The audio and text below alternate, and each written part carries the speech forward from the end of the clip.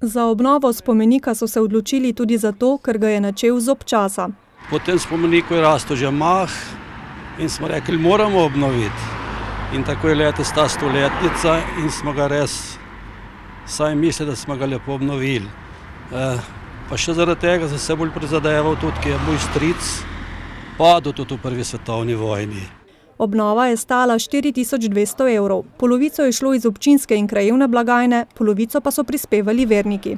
Najprej je bilo vodno peskanje potrebno, potem je bilo kitanje, potem pa še patiniranje z posebno barvo in zemljo, tako da sedaj ta kip je dobil videz ne čisto popolnoma prvega izgleda tega, ampak tako kot je bil nazadnje leta 1970 obnovljen.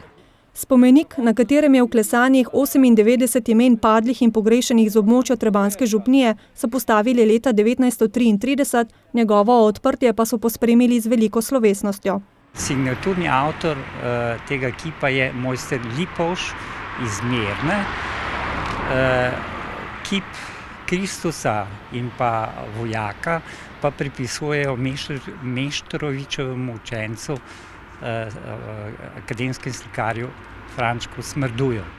Spomenik pri cerkvi v Trebnjem sicer velja za enega največjih spomenikov prve svetovne vojne v Sloveniji.